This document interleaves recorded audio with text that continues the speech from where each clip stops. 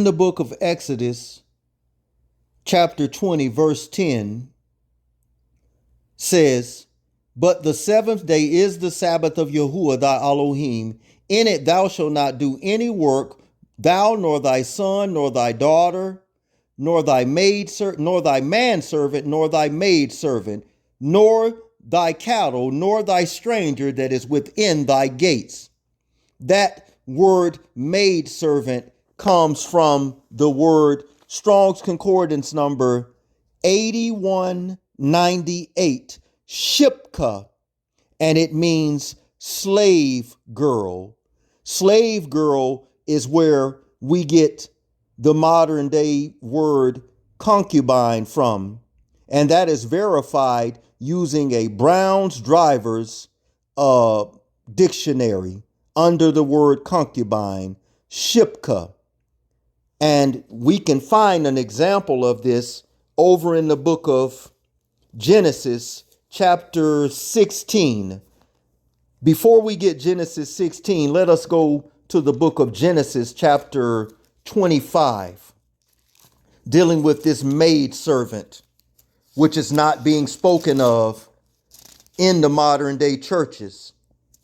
If they preach the truth, family, the largest tithers in the Christian church are women.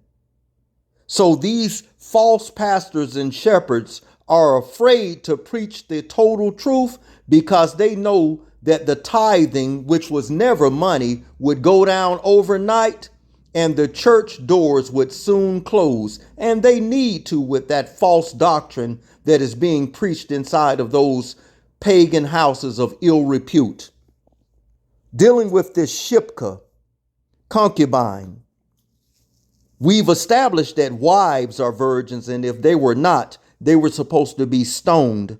What about the Shipka, the maidservant, the concubine? Genesis 25, verse 1 through 6 is pertaining to Abraham and Keturah. Abram again took a wife, and her name was Keturah, and she bore him Zimran, Jokashan, Midian, Ishbak, and Shua. Jokshan begot Sheba and Dedan, and the sons of Dedam were Asherim, Luthim, and Lumanim. And the sons of Medan were Ephah, Epher, Hanok, Abadai, Eldai. All these were the children of Keturah. And Abraham gave all that he had to Isaac, but Abraham gave gifts to the sons of the concubines which Abraham had. And while he was still living, he sent them eastward away from Isaac, his son, to the countries of the east. Dealing with these concubines, Shipka, that Abraham had, the father of faith, let us go to the book of Genesis, chapter 16, and we're going to read verses 1 through 3. Now Sarah, Abraham's first wife, had borne him no children, and she had an Egyptian maidservant whose name was Hagar. Where did this maidservant Shipka, concubine, come from? We're going to prove this. And she had an Egyptian maidservant whose name was Hagar. So Sarah said to Abraham, "See now, Yahuwah has restrained me from bearing children. Please go into my maid, perhaps I shall obtain children by her." And Abraham heeded to the voice of Sarah. Now Sarah, Abraham's wife, took Hagar, her handmaid, the Egyptian, and gave her to her husband Abraham to be his wife. Where the license? Where the preacher? Where the church? I'm not against licenses, but as Professor Stephanie Kuntz of Washington State University stated, that was an invention of the Greco-Roman Europeans between the 9th and the 16th century. Reading on, it says, Please go into my maid. Perhaps I shall obtain children for her, by her. And Abraham heeded to the voice of Sarah. Then Sarah, Abraham's wife, took Hagar, her maid, the Egyptian, and gave her to her husband Abram to be his wife, after Abram dwelt 10 years in the land of Canaan. So he went in to Hagar, and she conceived. And when she saw that she had conceived, her mistress was displeased in her eyes. So she began to become puffed up against Sarah, even though she was under Sarah's power. Then Sarah said to Abraham, my wrong be upon you. I gave my maid into your embrace, and when she saw that she had conceived, I became despised in her eyes. Yahuwah judged between me and you. So Abraham said to Sarah, indeed, your maid is in your hands. See, it was a hierarchy. It's an order. He says, indeed, your maid is in your hands. Do to her as you please. And when Sarah dealt harshly with her, she fled from her presence. Now the Malach of Yahuwah found her in the spring, in the water, in the wilderness, by the spring, in the way of Shur. And he said to Hagar, Sarah's maid, where have you come from, and where are you going? She said, I am fleeing from the presence of my mistress Sarah. The Malach of Yahuwah said to her, return to your mistress and submit yourself unto her hand. You see? Then the Malach of Yahuwah said to her, I will multiply your descendants exceedingly, so that they shall not be counted for the multitude. See, now, where did this maid servant come from? This Shipka, this concubine come from? I'm glad you asked. Let's allow the scriptures to get this. Genesis chapter 10, Salakia, Genesis 12, verse 10 through 20. This is where Hagar comes from. Pay attention. Now there was a famine in the land, and Abram went down to Egypt to dwell there, for the famine was severe in the land. And it came to pass, when he was close to entering Egypt, that he said to Sarah, his wife, indeed, I know that you are a woman of beautiful countenance. See, Sarah was barren at the time, but in beauty, there was hardly any woman alive during her time that could compare to her in beauty. Sarah was an extremely beautiful woman. Her womb was just closed at the time. Abba Yahuwah was not allowing her to have children, but as far as beauty, Sarah was extremely beautiful. Verse 12, therefore it will happen when the Egyptians see you, they will say, this is his wife, and they will kill me, but they will let you live. Please say you are my sister, that it may be well with me for your sake. Boy, Sister Sarah was a bad and beautiful woman. Wasn't bad meaning good. She was beautiful. It says that it may be well with me for your sake, that I may live because of you. So it was when Abram came into Egypt, that the Egyptians saw the woman, that she was very beautiful. The princes of Pharaoh also saw her and commanded her to Pharaoh, and the woman was taken into Pharaoh's house. He treated Abram well for her sakes, and had sheep, male donkeys, male and female servants. That's where she comes from. She was an Egyptian given to Abraham because of Sarah. And female donkeys and camels. But Yahuwah had plagued Pharaoh and his house with great plagues because of Sarah, Abram's wife. And Pharaoh called Abraham and said, what is this you have done to me? Why did you not tell me that she was your wife? Why did you say she is my sister? I might have taken her as my wife. Now, therefore, here's your wife. Take her and go your way. So Pharaoh commanded his man concerning him, and they sent him away with his wife and all that he had. So that's where the concubine, the Shipkas, come from, Pharaoh. Now, as we've proven in Deuteronomy 22:21, the qualifications for a wife on her wedding night?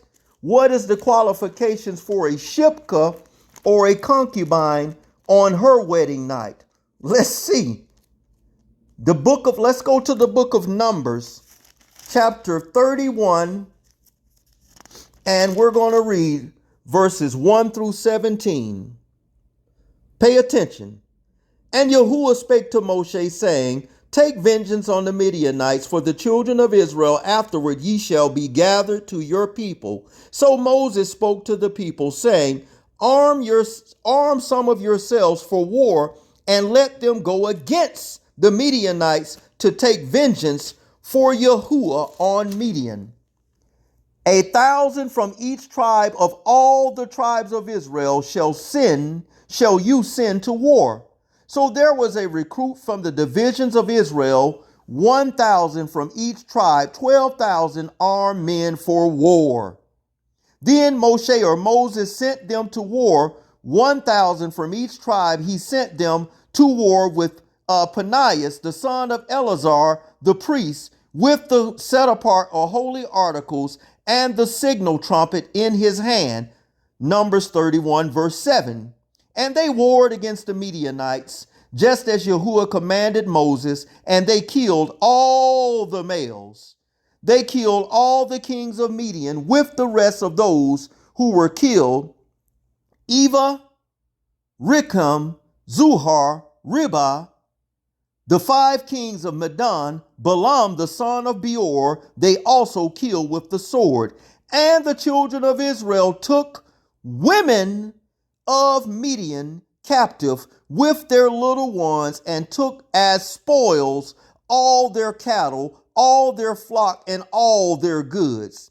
They also burned with fire all the cities where they dwelt, and all their forts. And they took all the spoil, all the booty of man and beast. Numbers 31, verse 12.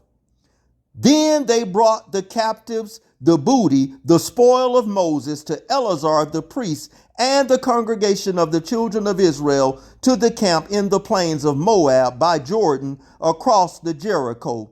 And Moses, Eleazar the priest, the leaders of the congregation, went to meet them outside the camp. But Moses was angry with the officers of the army, with the captains over thousands and captains over hundreds who had come from the battle. And Moses said to them, Have ye kept all women alive? Look, these women caused the children of Israel through the counsel of Balaam to trespass against Yahuwah in the incident of Peor. And there was a plague among the congregation of Yahuwah. Numbers 31, verse 17. Pay close attention pertaining to Shipka, concubine, slave wife or servant wife. Now therefore kill every man among the little ones, and kill every woman who has known man intimately. So any woman that was not a Bethulah, a virgin, even of the concubines and Shipka, they were to do away with. Now, do we not see, family, Heavenly Father, how far we are from the truth? Wives and concubines both were virgins on their wedding night. It's not this stuff that we're doing today. Heavenly Father. Verse 18 of Numbers 31. But keep alive for yourselves all the women who have not known man intimately. Judges chapter 21.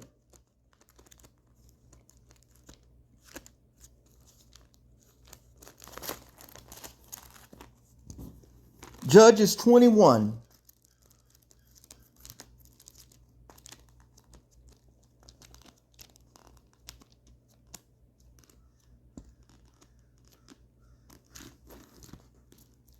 Verse, let's see here. Hold on, family. Judges chapter 21.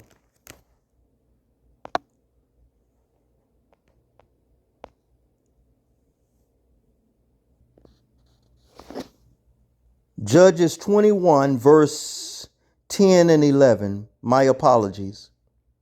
So the congregation sent out their 12,000 of their most valiant men and commanded them, saying, Go and strike the inhabitants of Jabesh Gilead with the edge of the sword, including women and children. This is pertaining to war, family.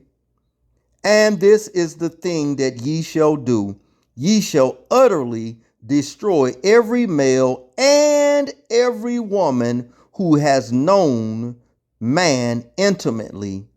So they found among the inhabitants of Jabesh Gilead 400 virgins who had not known man intimately, and they brought them to the camp of Shiloh, which is in Canaan. That same chapter, verse 22, says, This then it shall be when the fathers or their brothers come to us to complain, be kind to them for our sakes, because we did not take a wife for any of them in war. For it is not as though we have given the women to them at this time, making yourselves guilty. So the tribe of Benjamin family had fallen into a great sin, and at this time, the other 11 tribes did not want the tribe of Benjamin intermingling with them.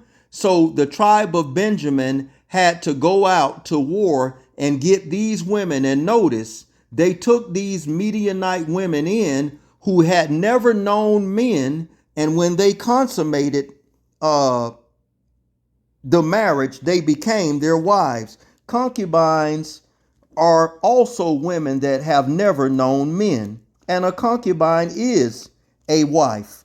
Let's get more on this. Judges, still in the book of Judges, let us go to Judges chapter 19. We are so far from the truth nowadays, family. We must teach the truth, and this grace doctrine must be exposed. Judges chapter 19, and we're going to read, well, in order to get clarity, we must read the entire chapter. So read along with me, family. Judges chapter 19. See, this truth here, I know respectfully, is uncomfortable for many. And Elder O is not promoting anything but the truth. But Ezekiel chapter 3 and 33, Abba Yahuwah commands and instructs us in these last days to cry aloud, spare not, and go warn my people from me.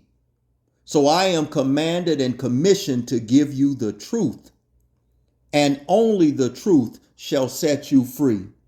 Book of Judges chapter 19, verse 1. The heading reads, The Levite's Concubine. And it came to pass in those days, when there was no king in Israel, that there was a certain Levite staying in the remote mountains of Ephraim. He took to himself a concubine from Bethlehem, Judah.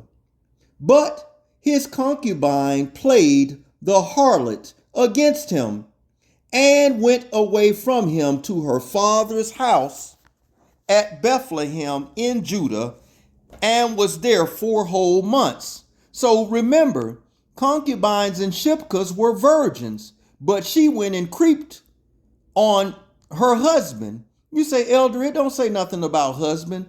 Yes, it does. We're going to get to it. Pay attention. But his concubine played the harlot against him, and went away from him, and went to her father's house at Bethlehem in Judah, and was there 4 whole months. Verse 3, what does it say? Verse 3, then her husband. So concubines are slave or servant wives from another nation, but they are still virgins. Just as a wife was to be a virgin on their wedding nights. wives and concubines were virgins. It is not this stuff that we are doing now. The church is promoting legalized adultery. Reading on, Judges 19:3. Then her husband arose and went after her to speak kindly to her and bring her back, having his servant and a couple of donkeys with him. So she brought him into her father's house. And when the father of the young woman saw him, he was glad to meet him. Now his father-in-law, the young woman's father, detained him and stayed with him 3 days. So he ate and drank and lodged there. Then it came to pass on the 4th day that they arose early in the grand rising and stood to depart. But the young woman's father said to his son-in-law, refresh your heart with a morsel of bread, and afterward go your way. So they sat down, and the two of them ate and drank together. The young woman's father said to the man, please be content to stay all night and let your heart be merry. When the man stood to depart, his father-in-law urged him, so he lodged there again. The father-in-law is trying to make sure that everything is right and that her husband is okay, because the father-in-law knew that his daughter had cheated on her husband. She was his concubine, but he was still her husband, and she is his wife, just a wife of another nation. It says, then he arose early on the grand rising, verse 8 of Judges 19. Then he arose early in the grand rising on the 5th day to depart. But the young woman's father said, please refresh your heart. So they delayed until afternoon, and both of them ate. But when the man stood to depart, he and his concubine, his servant, his father-in-law, the young woman's father, said to him, look, the day is now drawing toward evening. Please spend the night. See, the day is coming to an end. Lodge here and let your heart be merry. Tomorrow go your way early so that you may get home. However, the man was not willing to spend the night. So he rose and departed and came to Jebus, that is Jerusalem. With him were 2 saddled donkeys. His concubine was also with him. And they were near Jebus, and the day was far spent. And the servant said to his master, come, please let us turn into the city of Jebus and lodge therein. But his master said unto him, we will not turn aside here into the city of foreigners, for we are the children of Israel. We will go to Gibeah. So he said to his servant, come, let us draw near to one of these other places. And they spent the night in Gibeah or Ramah. And they passed by and went their way, and the sun went down on them near Gibeah, which belongs to Benjamin. So this was the tribe of Benjamin. Pay attention. There they turned aside to go in to lodge in Gibeah. And when he went and sat down to the open square of the city, for one would take them into his house to spend the night, then just then an old man came from his work in the field at evening, who also was from the mountains of Ephraim. He was staying in Gibeah, where is the men of the place were Benjamites. Verse 17, and when he raised his eyes, he saw the traveler in the open square of the city, and a old man, where are you going, and where do you come from? So he said to him, we are passing from Bethlehem in Yehuda toward the remote mountain of Ephraim. I am from there. I went to Bethlehem in Yehuda. Now I am going to the house of Yahuwah, but there is no one who will take me into his house. Although we have straw and fodder for our donkeys, and bread and wine for myself, for your female servant and the young men who is with your servant. There is no lack of anything. And the old man said, Peace be with you. However, let all your needs be upon my responsibility. Only do not spend the night in the open square. So he brought him into his house and gave fodder to the donkeys, and they washed their feet, ate and drank. And as they were enjoying themselves, suddenly men of the city, perverted men, surrounded the house and beat upon the door. They spoke to the master of the house, the old man, saying, Bring out the man who came into your house, that we may know him carnally.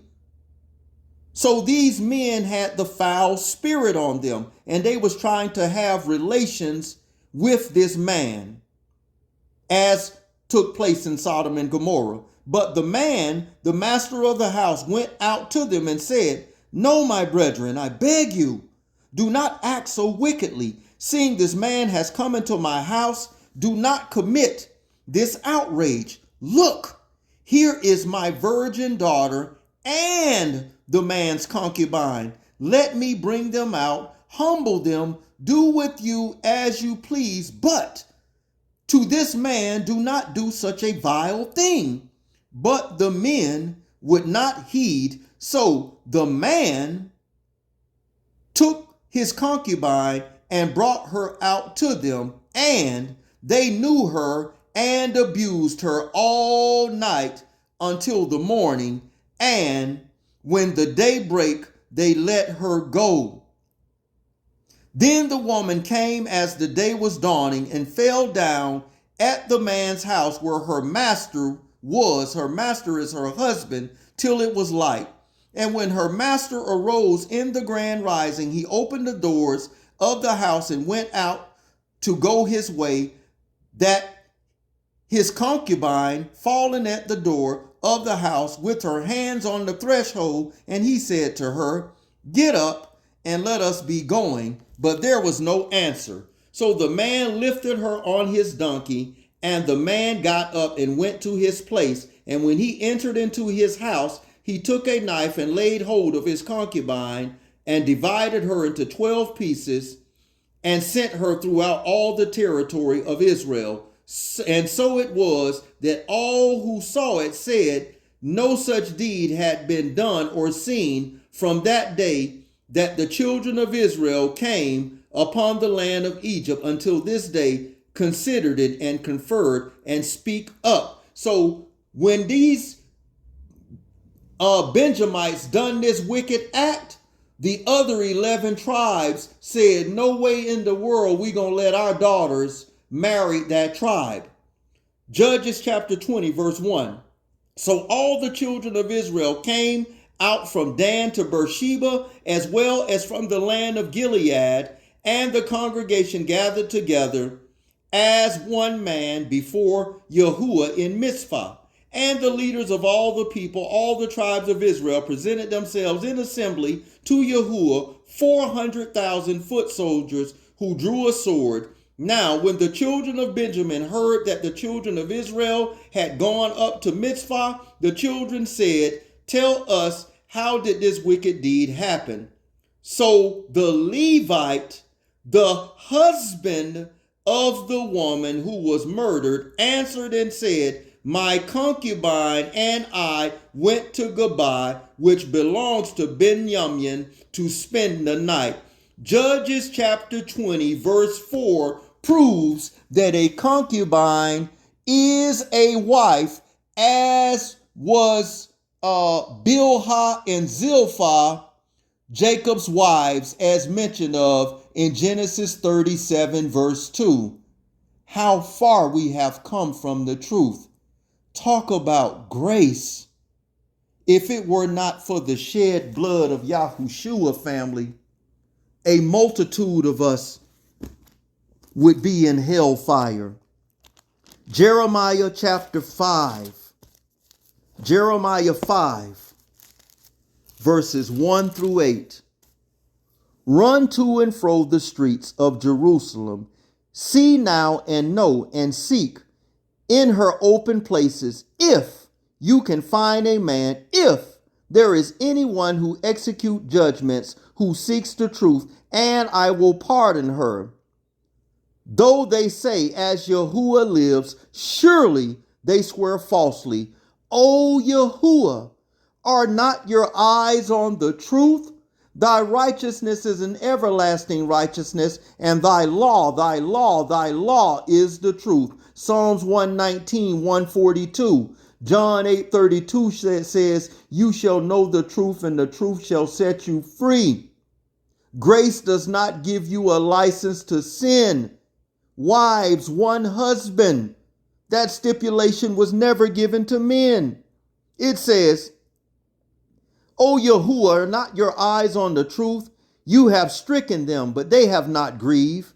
You have consumed them, but they refuse to receive correction. They have made their faces harder than a rock. They have refused to return. Therefore, I said, surely these are poor. They are foolish, for they do not know the way of Yahuwah. The judgment of their Elohim, I will go to great men and speak to them, for they have known the way of Yahuwah. The judgment of their Elohim, but ye have altogether broken the yoke and burst the bonds. Therefore, a lion from the forest shall slay them. A wolf from the desert shall destroy them. A leopard will watch over their cities. Everyone who goes out from there shall be torn in pieces, because their iniquities are many. Their backslidings have increased. How shall I pardon for this? Your children have forsaken me and sworn by them that are not powers.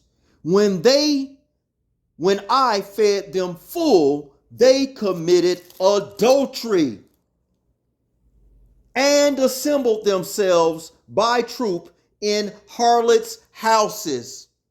The spiritual harlot is the church.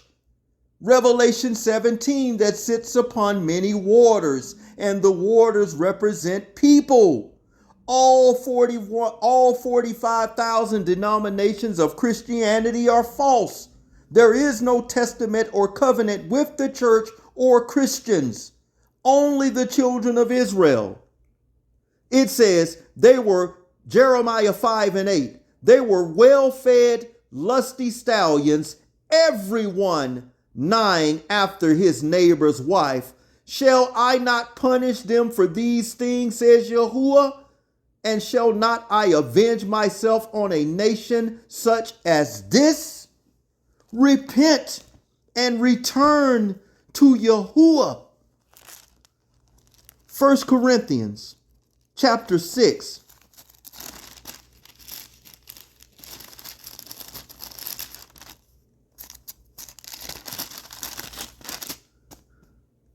Verse 9. Do you not know that the unrighteous shall not inherit the kingdom of Yahuwah? Do not be deceived.